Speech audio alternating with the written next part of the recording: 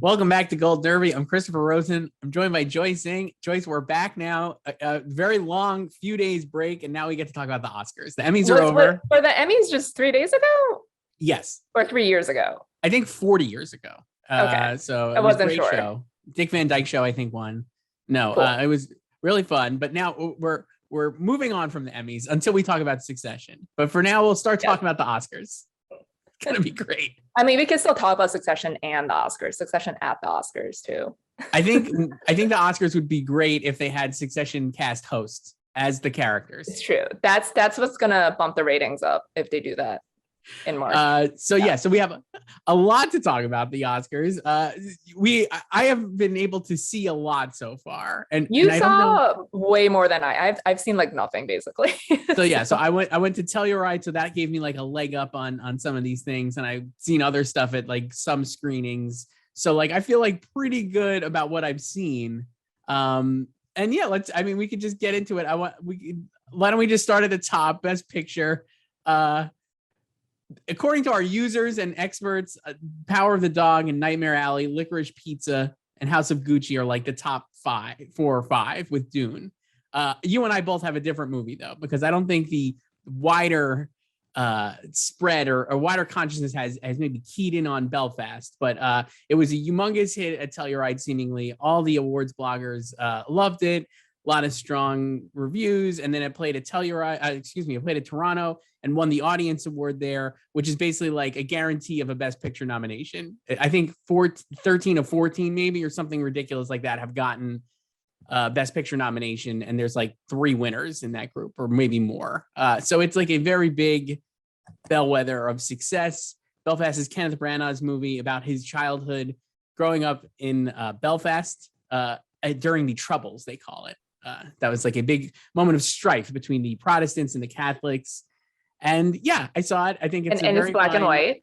What's that? It's in black and white. Yeah. I've seen people compare it to Roma because it's in black and white and because it's like a memory piece from the filmmaker. It's not very much like Roma, except for the black and white thing, I would say. It's way more populist. And yeah, I could see, I have it winning Best Picture. I don't know if it would stand as a favorite throughout the entire season, because we're going to be talking about these Oscars for 4 months, 5 months, 6 months. It's in March. It's in March. Not April, March. So that's a long time. Focus will release Belfast in November, but yeah. So I got Belfast at the top, Joyce. What you haven't seen it? What have you heard about? I haven't seen it, but based on everything I've read and what you're saying, it sounds like Belfast does not open with an 8-minute montage of someone mopping the floor. No, and there's actually precious few dog poops in Belfast as well. So that's why it's populist. Yeah. Yeah. That's the difference between Roma and Belfast. I too have moved. I mean, I only updated like 2 days ago. Yeah. And I had not touched them since pre House of Gucci trailer. Wow. So that was like over 2 months ago, basically. So I put Belfast in first. And I don't think, like, based on the reactions before TIFF, I don't think people were doubting a Best Picture nomination, especially with a solid 10 slots this year. And I think with it winning, I don't think it was also surprising that it won the Audience Award, because it just felt like that type of movie. And then the other movie that people really love from Telluride, King Richard, did not play at TIFF. And I feel like that probably could have won too. But so I feel like now that it's won Audience Award and it feels like a consensus, like, populist movie that people can really rally around, like even like highbrow critics and just the general public, and it could be like really successful. And it sounds on paper like a good, I guess, like front runner. But it's a long season, 6 months to go, and we've seen like movies that have won the Audience Award like have to endure backlash, or just like, even if they don't win, like there's backlash just because people get tired, like people like us. Like, I don't, like, the general public doesn't care because they just tune into the Oscars when they happen, Right. Yeah. So I could see it during backlash.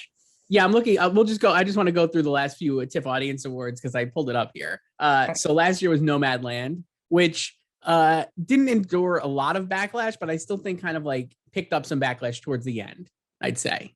Like, yeah, or and maybe, also like last year, you know, it was just weird and different yeah, because so many films defected until this year or even next year, you know. So it didn't like Nomadland, great film, deserving Best Picture winner, but did not have like a normal season, and this season is more normal, I guess. correct. And then the last 1, 2, 3, 4 in a row, I would say all were just very much front runners and very much run through the ringer.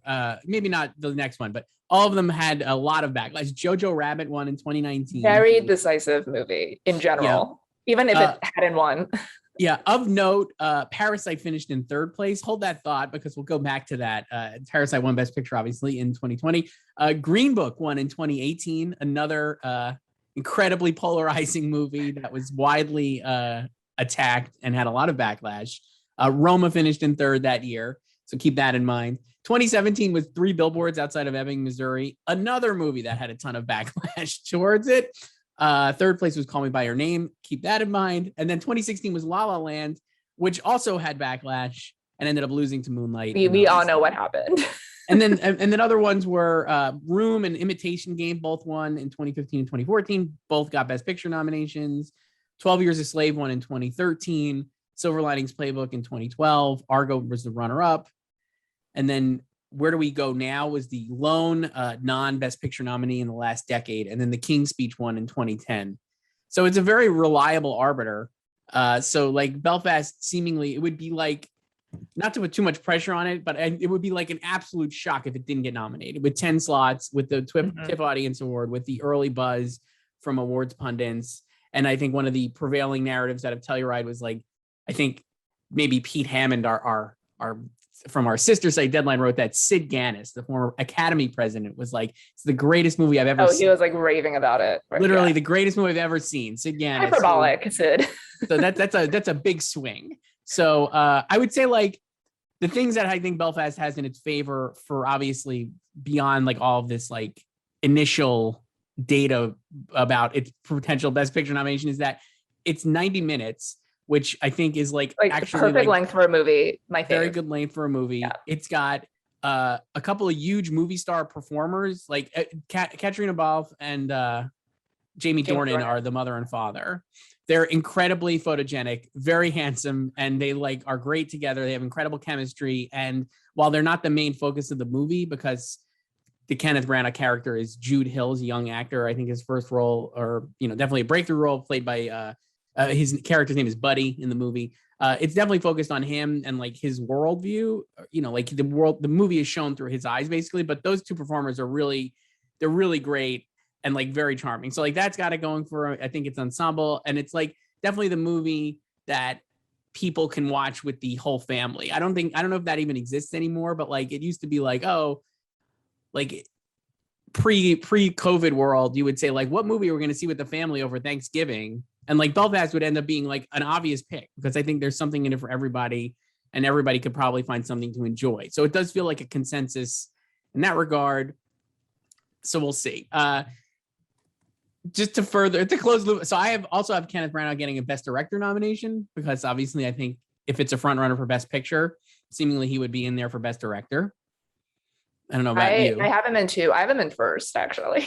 So I still have Jane Campion in first, and we could talk about that momentarily for Power of the Dog. And then I think for the actors, it seems like I don't know what they're going to end up doing. I don't know if they are definitely made choices. Well, you've said like you feel like all the adults are supporting. If it was me personally, I would say yes, all the adults in supporting, because I think Katrina Balfe could actually, you can make a case that she could win Best Supporting Actress, and I still have her getting nominated under Best Actress, which is I think we already have her now, and Jamie Dornan I think could potentially get a Best Supporting Actor nomination, though Best Actor I think would be tougher. It doesn't. I would say this: we've seen a lot of like ridiculous category fraud over the years, including like Mahershala Ali and Brad Pitt, both of whom are like leads of their movies. Yeah, but like it's harder and / more impressive the other way when you have less screen time going into lead, So I'm like this. I feel like these would be legitimate like placements in the supporting roles. You could make the argument that because the other actors are Ciarán Hinds and Judi Dench, who play Jamie Dornan's parents. they also have a lot of great moments and are like obviously like very well respected actors. And Judi Dench has an Oscar.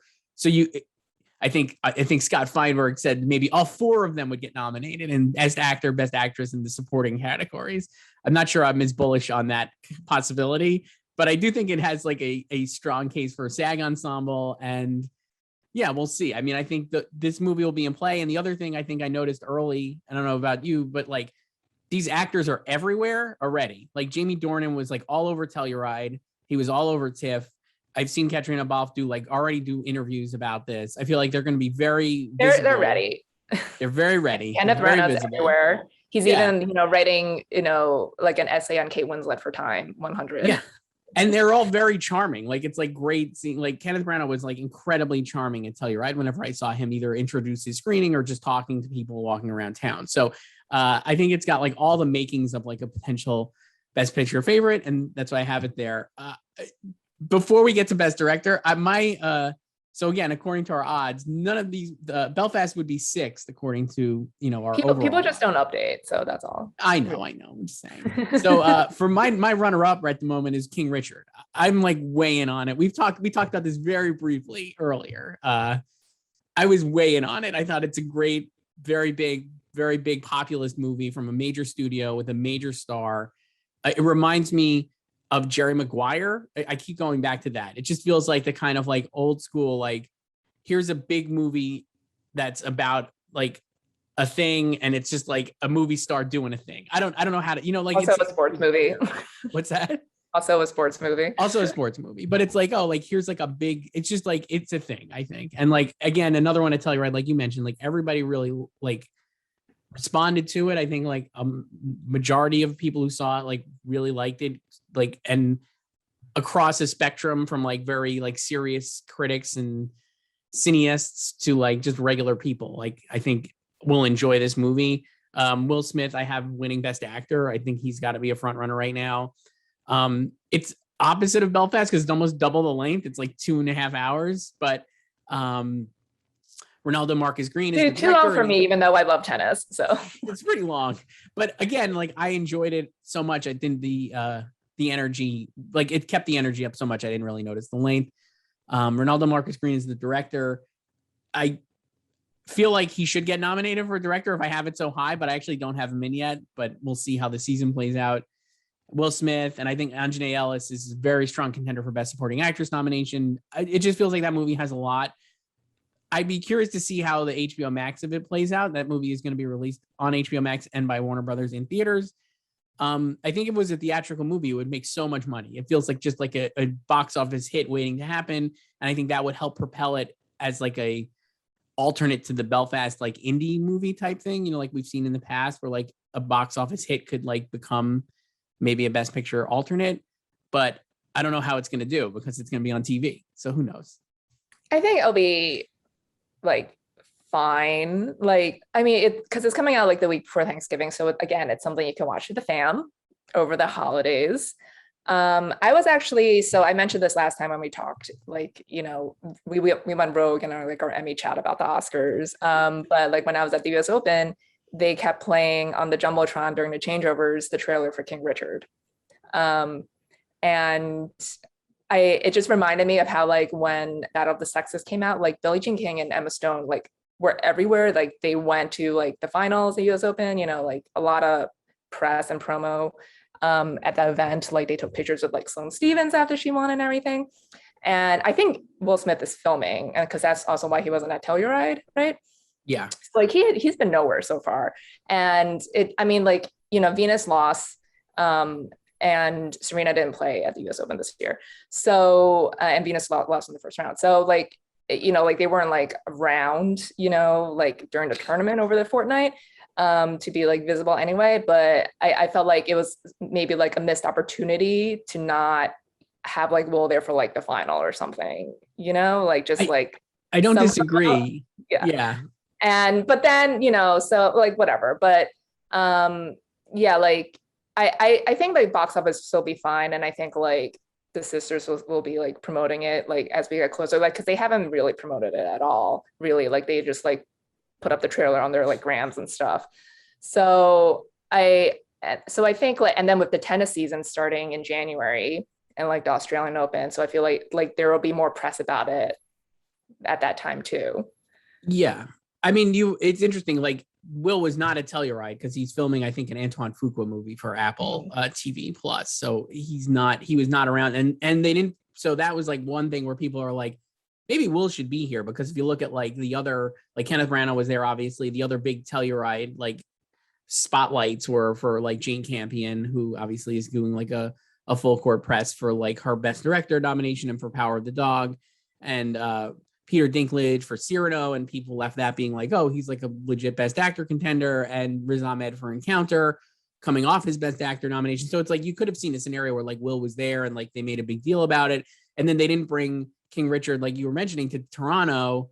And I think it would have been a major player for Audience Award based on like the response. And I think it's again, because it's a sports movie and it ends on like a cool, like the way it just is this great sports movie in addition to being like a big movie star movie. So it really works. At the same time, we've been, like we were just saying, like Belfast now has to it's got like 6 months to hang in as like a potential front runner. That's a long time. So maybe playing it a little slower with King Richard is not the most damaging at this point. But I do think it's interesting that they have not really done a full court press yet. It doesn't come out until November. I think in a way that's also smart. And also I just had a complete brain fart, like Venus like withdrew from US Open. I was thinking of her playing the lead up tournaments. Right. So okay. I like, give me a yellow card for that one. She did play this summer because Serena hadn't played since her injury in Wimbledon. So yeah. That's all. But yeah, no, I did think like he should have like done some light press maybe, but now that like I think it's kind of smart to like withhold that and have like the buzz around it be organic, because it's not being forced. Because like if he is like in the presence of like, let's say he did go to Telluride, then like people would be like more amped to schmooze with him and like kiss his ass and be like sycophantic, but he's not there. So I feel like the reactions to the movie are more organic, Yes. And I would say like another thing is, and I mean, this is totally anecdotal and based on my own personal like thoughts. I was excited for King Richard because like I like Will Smith, but I was like not expecting to really love it. And I was not expecting it to play so well. And I remember when the Telluride announcement, the lineup was announced, I was like, oh, that's cool. I didn't expect that there at all. And like, I'm going to check this out, but it's like 2.5 hours and oh boy. Okay. And then when I saw it, I was like very much into it. And I think a lot of people were, like you said, like organically into it, maybe had a little bit of a take me by surprise sense. And I think it could be positioned as like kind of an underdog that people are underestimating. And I guess we'll see. That's another one I think that could have a humongous SAG ensemble presence, because Will is awesome. Anjanae Ellis is great. John Bernthal is, I think, the best he's ever been. I don't have him getting nominated in supporting actor, but I think I put him in. Let me see. He's like really good in it. I did put him in. Okay. And that category is kind of shaping up to be a little, not soft, but there's like, I could see it being like, whatever. I think he could get in, especially if the movie's big. And I guess we'll see about Ronaldo Marcus Green as director. My third place movie was Power of the Dog. Do you have that in second or third? Where do you have that? I have that in second. It feels like one of those classic like runner-up movies, if you know what I mean. Yeah. So back when we were talking about the Toronto thing, I put a pin in a couple of the movies that had been runner-ups. For Power of the Dog was the second runner-up at Toronto for the Audience Award. Like we said, Parasite won Best Picture from there. Roma, you could argue, should have maybe won Best Picture, was a runner-up. Call Me by Your Name was like a critical fave. Spotlight was a third runner-up. That obviously won Best Picture. So it does feel like, like it is definitely going to be, whether King Richard or Belfast or another movie that we haven't even seen yet comes up as like the main populist consensus pick. Power of the Dog is definitely going to be like the critical favorite, like a Social Network, like a Roma, like a Call Me by Your Name, all those different movies. Jane Campion's first movie in 12 years. That's like the big narrative. She was all over Telluride, and they kind of are really pushing her as a Best Director nominee and winner. I actually have her winning because I think even if one of those other movies does end up at the top, I could still see a split with her winning. I think when you see the movie, it's hard to deny that it's like very well directed, and I think her narrative is really compelling. And she'd be the only she'd be the first one nominated a second time in Best Director. So that's great. And that would be like, I think, a big deal. And she's very well respected seemingly in the, as a filmmaker, and like kind of like having her, not her moment, because it's like it's Jane Campion, but I feel like it's like, oh, it's being able to remind people that like Jane Campion's like an all-time filmmaker. And I think that's going to help.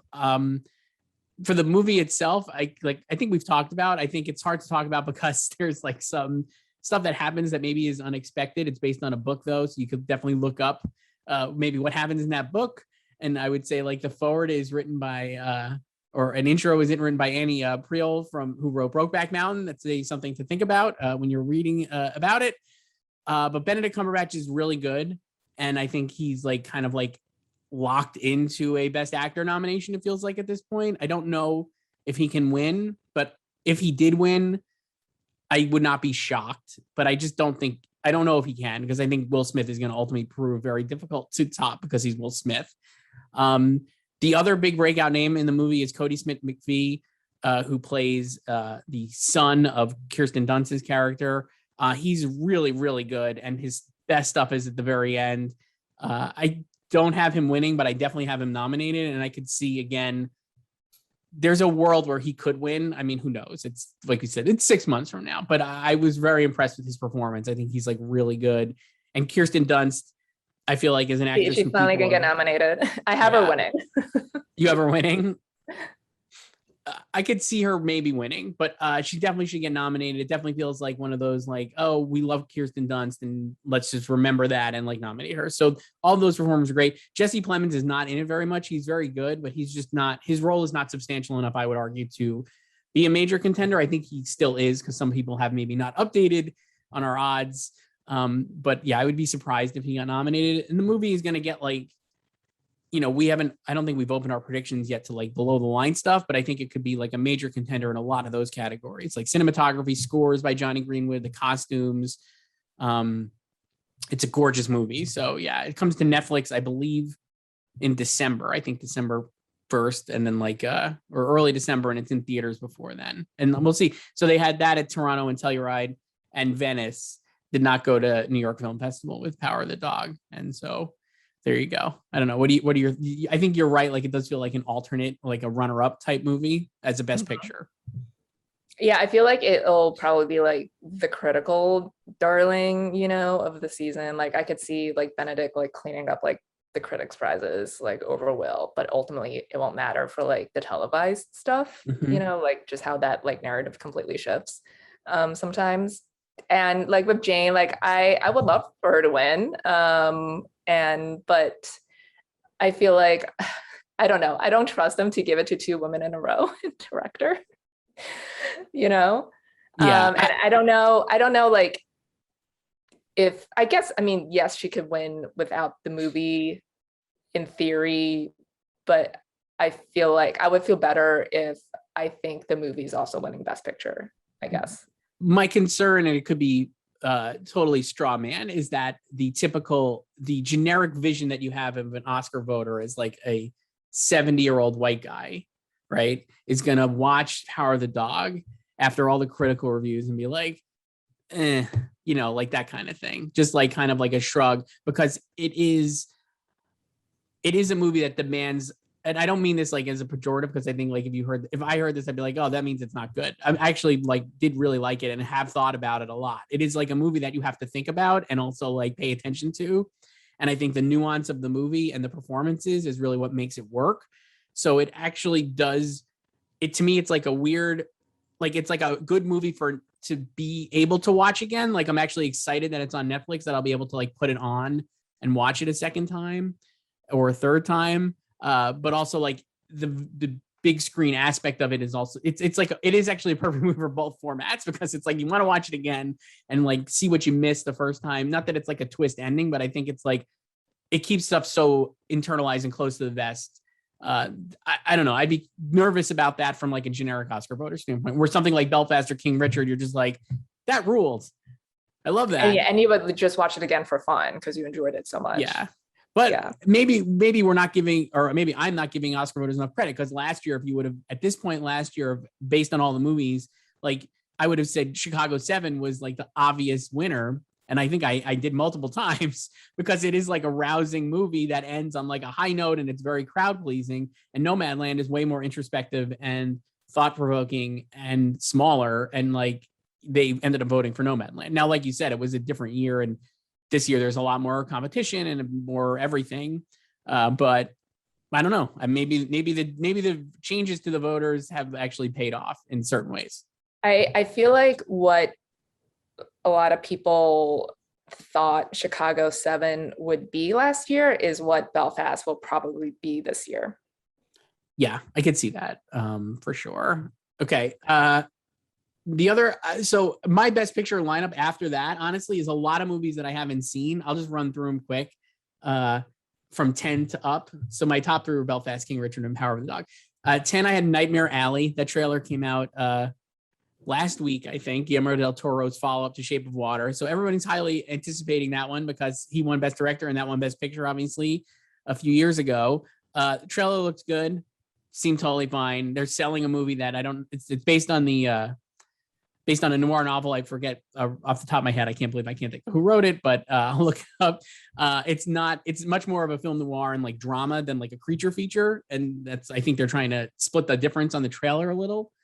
But it stars Bradley Cooper, Cate Blanchett, Rooney Mara, David Strathairn, Toni Collette. It's like a murderer's row of Oscar nominees and Oscar favorites. We'll see. I don't know. I don't know anybody who's seen it. The trailer looked cool. So I could see it being a big player. Fox Searchlight is releasing it in December. Disney's Searchlight. Disney Searchlight, yeah. I have House of Gucci next at 9. Still in there. Can't wait. You're still a believer. Yeah. Licorice Pizza, which is the Paul Thomas Anderson movie. Not a lot of people. Nobody has seen that again. I think that's like one of the major ones that people are waiting for. It's like his return to the San Fernando Valley coming of age type thing from the 70s. So like more like maybe a Boogie Nights and a Magnolia than his previous movies have been, or his last few movies have been. Bradley Cooper's in it, I believe, playing like John Peters, or maybe a version of John Peters, the famed producer and former Barbara Streisand husband, I believe. Don't Look Up, the Adam McKay movie from Netflix with Leo and Jennifer Lawrence, I have also as a nominee. Again, I've only seen the trailer. I don't know. Then I have Dune. So I've seen Dune. It's another one I saw, Joyce. And I really liked it, but I'll be curious to see if anybody, if it has enough to get a Best Picture nomination. I thought it was awesome. I feel like that'll get in, like I have it in it as well, but I feel like it'll get in mostly on the strength of text. The tech stuff is actually like unbelievably good. And I could see it being like a Mad Max Fury Road Matrix type tech winner where it wins like 4 or 5 Oscars. Yeah, like it'll be like the top winner of the night in like numerically, but not Best Picture. I could definitely see that happening. The tech stuff is unbelievable. It really does. The soundtrack, the score is Hans Zimmer. It's awesome. The sound is incredible. Costumes, production design, like cinematography, all of that stuff is really top notch. And I thought the movie itself is really good. So I have it in there as a Best Picture nominee. The reviews have been like mostly strong, but some people who didn't like it really didn't like it. And I wonder how that will play. I don't think the actors, it's a humongous ensemble. Timothée Chalamet is actually quite good as the lead, but they're not going to nominate Timothée Chalamet for that movie. I don't believe. I mean, it's just like, you're not going to nominate Daisy Ridley for Star Wars. You know, it's like, that's not happening. No offense to anybody involved in those, but yeah. Then I have West Side Story at 5. We saw another trailer for that this week. Steven Spielberg. Sure. I'm still excited for it. I don't know. I feel like the enthusiasm for that is a little mixed, but I'm still excited. Yeah, I'll be curious to see how that does. I mean, that was one that was also delayed a full year. And then on top of that, like last year, they had like the Ansel Elgort thing to deal with. And I guess they will still have to deal with it when they do press this year. Yeah, they've definitely reframed the marketing campaign away from him. It's very much focused on Rachel Ziegler, who plays Maria, and Ariana DeBose, who plays the Rita Moreno part. I forget, Anita, obviously. And then I have Coda in number 4, and that was why I wanted to go up from the bottom. I really like Coda. Well, I loved Coda so much, and I wonder if I'll be curious to see how that one can stay in the conversation if it can. I just loved it. Of all the movies I've seen this year, including all the ones I saw at Telluride, is my personal favorite of the year. I just thought it was so good. The great acting, great cast, really funny, very sweet, made me cry, all the things you want in a movie. I was way in, and they're definitely not hiding like the cat. Like I just saw like last night, it looks like Eric Davis from Fandango was doing a Q&A with the cast. So they're already getting them out there again. I mean, well, the movie's been out for over a month now. Yes. Like on Apple. Right. So you can watch it right now on Apple. It's been out for a month, but I feel like they're already getting the cast out to do like awardsy things. Yeah, I think like because like Apple is still untested. Right. Like in terms of like, huge categories, because it got like a tech nom for Greyhound last year. So and Cherry didn't go anywhere really. I think it's called my favorite movie, Chirk. Yeah, I think it's called Chirk. So yeah, I would love to see Coda get in. Yeah, I don't know. I don't have it in my 10 yet, but I feel like that could be like an underdog that like people can really rally behind, because I think everyone who's seen it loves it. So I think it's the power. Yeah. The visibility factor. It's kind of like on the TV side with Apple, like, people are watching like Ted Lasso and also Morning Show, I guess, but like it's other shows. It's like, are they watching it? I don't know. It doesn't seem like it, So I think I have it in there. I think you're right. I think the power of the movie is that the movie is great. And when people watch it, they're going to say that's a great movie. It's very charming. I could see the cast getting a SAG nomination. Same. Exactly right. I could definitely see the SAG nomination for the cast. I think it's like, I still have Marlee Matlin in for Best Supporting Actress, though having seen it and still loving it, I'm like unsure if that'll come to fruition because her part is not super big. She does have like a big moment, but and she has a lot of like comedic relief stuff. Right. In it. It's a great performance, but yeah, it's like a little bit more slight because it's really about like Amelia, the lead. Yes, and she's awesome. I don't know if she can get I don't think she can get a Best Actress nomination, but I mean, like, good. I hope so. Like, I'd be so thrilled if that happened. I just will be serious. I mean, Apple is an interesting spot because they actually have. So, and that kind of like gets us to our next little bit here. They have the Tragedy of Macbeth coming in January, as it turns out. Like they have that. They have this Tom Hanks movie Finch. So they're like rolling out a few different things. So there's going to be more, in theory, visibility on the platform. Like you said, in addition to Ted Lasso, the thing has been, is anybody watching these things beyond Ted Lasso? For TV, it was like, did anybody actually watch Mythic Quest? That was like a big question. And based on the nominations, it turned out maybe not at the Emmys. I kind of hope that doesn't happen here, that they're already doing like big cast Q&As in like September, right before New York Film Festival. So like kind of like trying to get the oxygen or like drift off the buzz of those big events, I think is like encouraging. And yeah, I just think like the power of the movie is that people will really like it. So I have it in there. I almost had the director. I want to say Sean. Yeah. Sean Hayter. Yeah. I had her in for a while in Best Director. But I think the big names in the director category maybe are going to win out. I don't know. Yeah, I don't know. Yeah, there are a lot of big names this year, just like across the board. So I can. So my director category, I have Campy and Branagh, like we said, Denis Villeneuve for Dune. Yes. Which I think will be there, and that'll be an interesting test case because Dune is technically not eligible for the DGA award, so he won't get a DGA nomination. But he would be able to get an Oscar nomination. I have Paul Thomas Anderson and Guillermo del Toro in there at 4 and 5. I'm not convinced. I'm not convinced either one of them make it in, though. I mean, I guess we'll see. It depends on the movies, I feel like. Yeah. Like, I know there's like, it seems like based on our predictions and like our odds, there definitely is a prevailing sense early on here that it's like people feel like Paul Thomas Anderson is due, right? Like, would you say that's like an accurate narrative, or at least like? Oh, for sure. Yeah. But I don't know. Like, I feel like he could just like get a screenplay win, Same. And I'm also curious if is he due for people like who like movies, and is he actually right, or is it just due for like PTA stands, Correct. So that'll be interesting. But like, and we didn't even mention like, so Steven Spielberg, I don't have getting in. Adam McKay, I don't have getting in. Ridley Scott has a couple of options, but I don't have him getting in. It's like a loaded category. Paolo Sorrentino would be like in there for maybe Hand of God is another big one. I don't know. And Joel Coen for Tragedy of Macbeth, which is at the New York Film Festival starting on Friday. So that teaser came out this week. You watched that one? Yes, Not the I movie, did. the trailer. Yeah, no one's seen a movie. No Yeah. one's seen the movie. Or Yet. maybe some people have for Not embargo. us. But We have not. yeah, not us. We're not important. So Not us. I mean, gorgeously shot.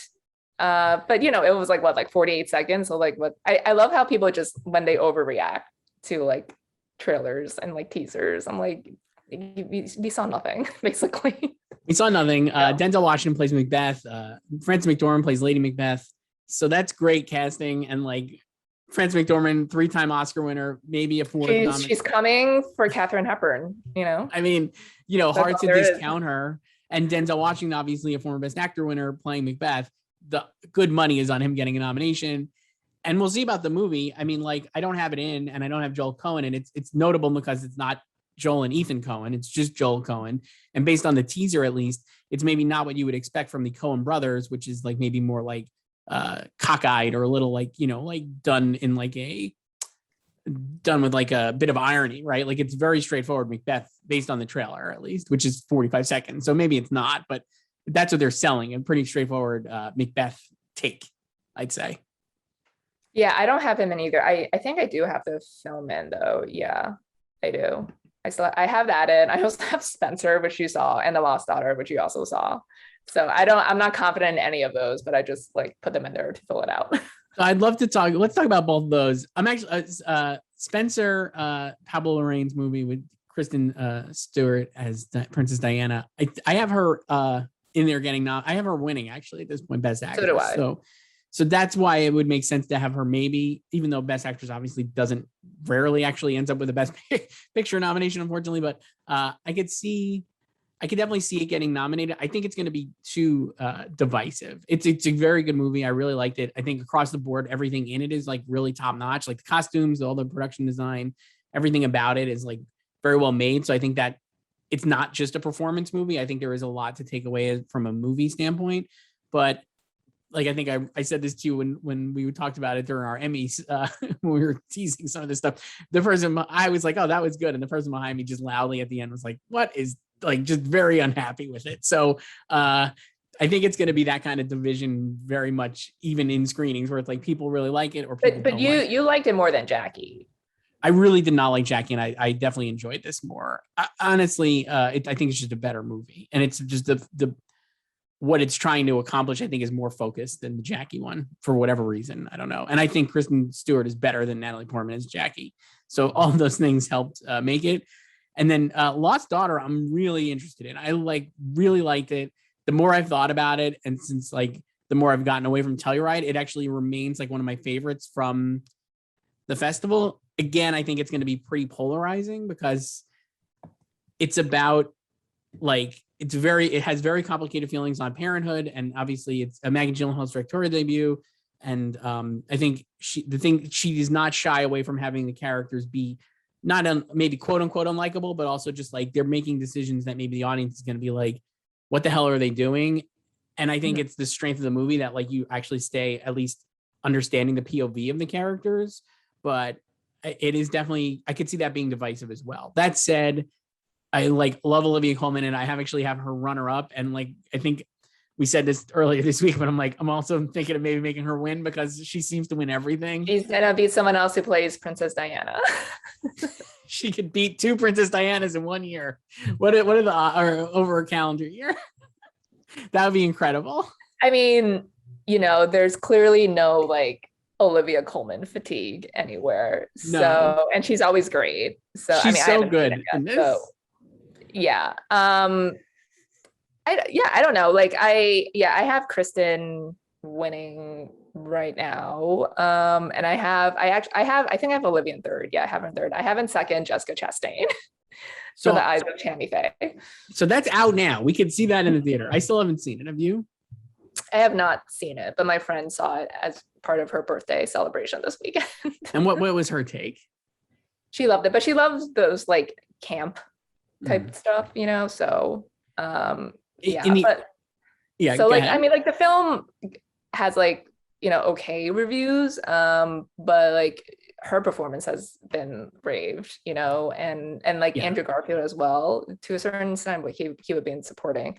So this could be like a comeback nomination for her. I don't know if she can win, But like 10 years ago was her breakout when she had like 11 million films in 1 year, and she was nominated for The Help, and then she was nominated next year for Zero Dark 30, and we were all kind of like expecting her to be one of those people who would win in like the next 3 or 4 years, and she hasn't been nominated since, and she's always been on the cusp of these like films like Miss Sloane and Molly's Game. Yeah, so I think this could be like her comeback nomination.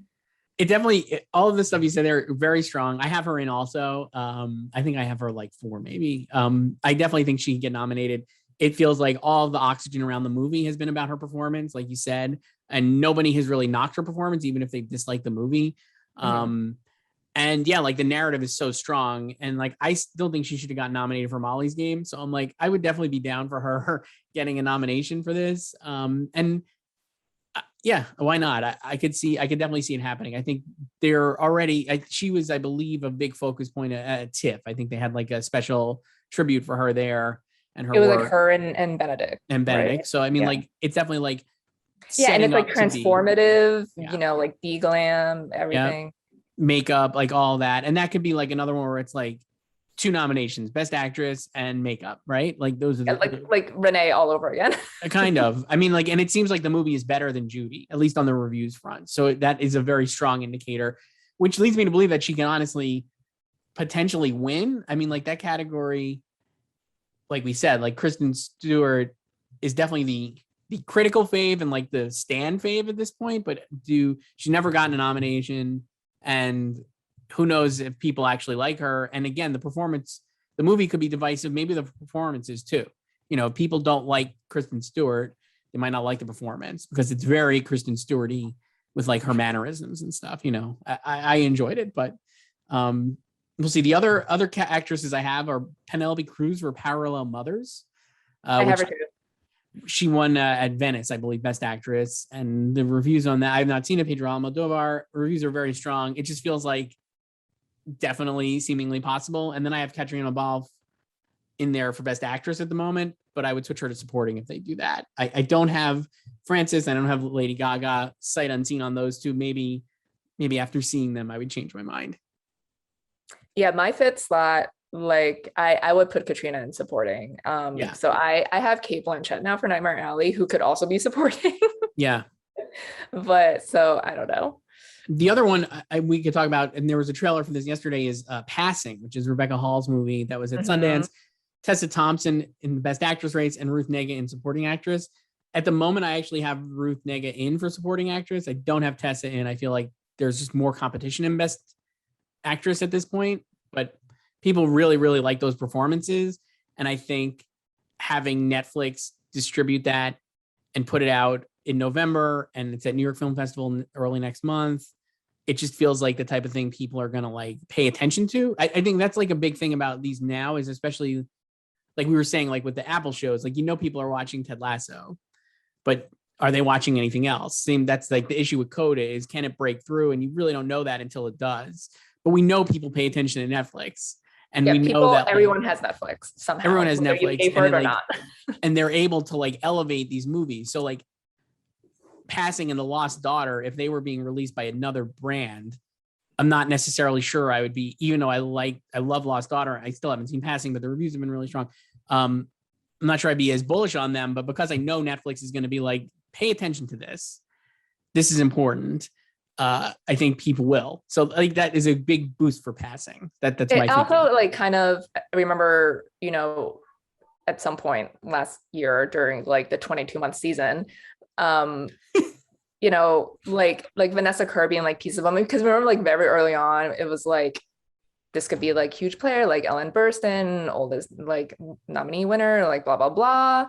And, she didn't get nominated. And, at a certain point, people are like, will like Vanessa Kirby be snubbed? Like no one cares about this movie, but it was on Netflix and it came out late too. I think it premiered on Netflix in January. Yeah, it did. Yeah. So I think it being on Netflix helped. I don't know if maybe she would not have been nominated if it was like on another platform. I don't know. Right. You don't, it's like something, It's like an unanswerable question, but I'm like, it does feel like. But it's like when you go on Netflix, like you just like they promote like that, you know, like they pick certain movies sometimes, like sometimes they don't at all.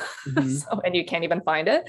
But yeah, like I remember logging into Netflix just to watch something completely unrelated and was like on one of the rails, you know? Yeah. And so I think that'll help passing a lot, and we'll see if that extends. Do you want to, what else do we want to look at here before we say goodbye? Because I feel like, what do you think? I don't know. I mean, I guess who else do you have in Best Actor? Because that could be a very starry lineup, and I have a very starry lineup right now. So my Best Actor, Will, I have Benedict, yeah, I have Denzel, yep, I have Bradley Cooper, and Leo. Wow. Okay, so those are all possibilities. I have Will winning. I have Benedict also, and I have Denzel. I have Peter Dinklage in there for Cyrano. I was maybe the world's number one favorite, number one stan of Cyrano at Telluride. I thought it absolutely blew me away. Joe Wright's movie. It's a musical. It's very, I could see people not liking it, unfortunately, but I loved it so much. The buzz after that screening was that Peter Dinklage was like a sure thing nominee, at least from a lot of like Oscar pundits and all like just people who saw it were like, oh, Peter Dinklage is the guy. And, you know, it could become like the Peter Dinklage version of Judy, let's say, right? Where it's like, I don't think it's going to perform very well as a nominee, unfortunately, though I would still have it like very high on my personal like year-end list for sure. But I could see him like, I think there's like a lot of goodwill for him in the industry. The performance is amazing. He's so good in it. And, you know, it's still coming out this year. I think MGM is releasing in December. So they have plenty of time to like mount a very compelling narrative and campaign for Peter Dinklage. So I have him in. And then my last one is Andrew Garfield, Tick, Tick, Boom. I've not seen it yet. It feels like another one, again, Netflix visibility, where they're just like very much out in front of like Andrew Garfield. I think like that, like people will watch that. Like there's like the rent stands, yeah, like directed by Lin-Manuel Miranda. Yeah, it feels like a big thing, and like Andrew Garfield's already gotten like a Times profile. You know what I mean? Like they're very much like front and center on him for this, and I don't think he'll get nominated for Eyes of Tammy Faye, but I think that can only help. Having him like have two performances is a big thing. But that leads off, like you said, like you have Bradley Cooper in there, Leonardo DiCaprio. Joaquin Phoenix, Best Actor winner 2 years ago, is back for Come On, Come On. You have Adam Driver for Gucci, Jamie Dornan for Belfast, if he's in there. It's a loaded category. I mean, like, down the line. Yeah, I mean, I don't really have any, like, good reason to put in Bradley or Leo. Like, I haven't seen these movies, but I just did. And I did think about putting in Dinklage based on what you said. And I said this last time when we talked about it, like he could totally be like the Bryan Cranston, you know, just this like beloved TV star. Yes. Who's like, you know, his show's over and this is like his big like movie splash like afterwards. And it could just be like a welcome to the club nomination for a movie that is like divisive and like doesn't really do well or make a splash anywhere else.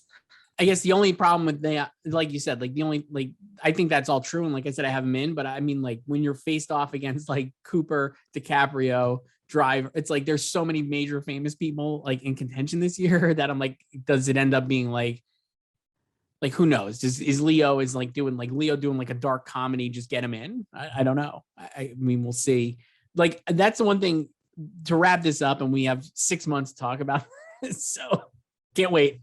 I guess next week we can talk. I'm actually going to go to see Tragedy. I have a New York Film Festival badge, Joyce. I'm a big. Wow, you're so important. So important. Can't wait. Me and every other, movie blog fart or whatever has got like a New York Film Festival badge. But I'm going to go, I think, Friday to see Tragedy Macbeth in the morning. We'll see. And so I can report back next week on if it's actually like what we think.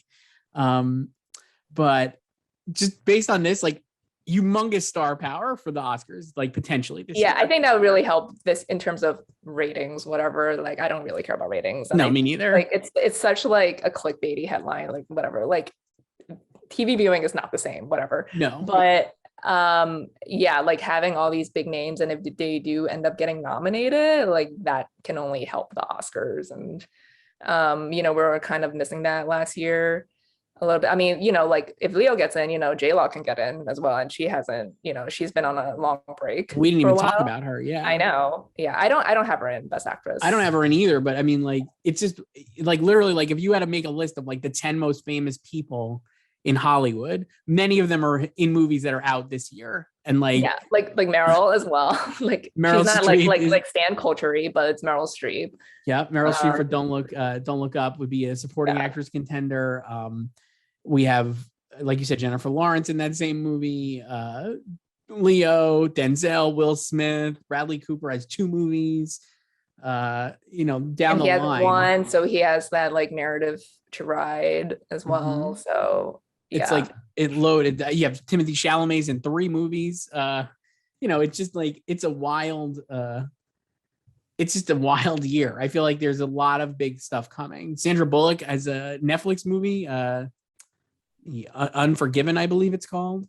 And Halle Berry's directing. And Halle Berry's got a directorial debut, and she's already been on a cover of VW.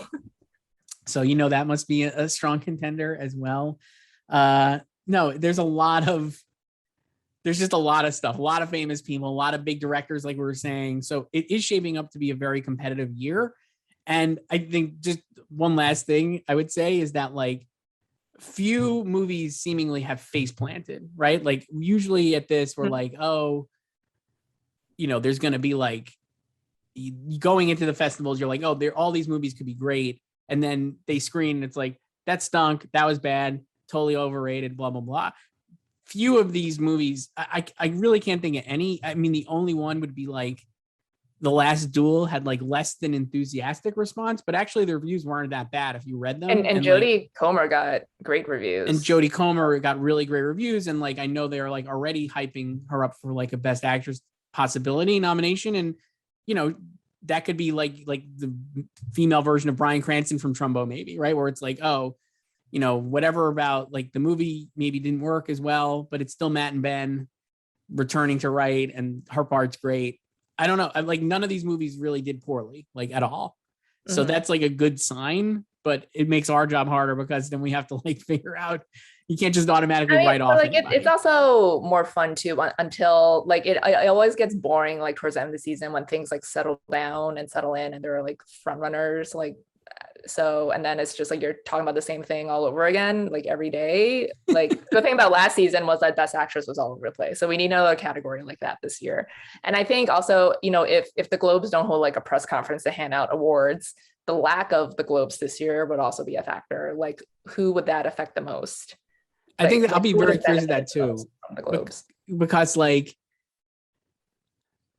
a lot of the conversation ends up like kind of like just coagulating or like hardening up around like the Globes, right? Like, so when the Globes go first and then it's just like, oh, well, okay. Yeah. Like they set the tone, like whatever they pick usually. And without them setting the tone this year, what happens next? Yeah, I don't know.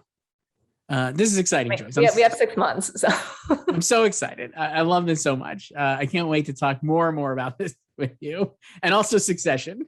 Which is back. Succession. And we cannot wait to talk about that as well.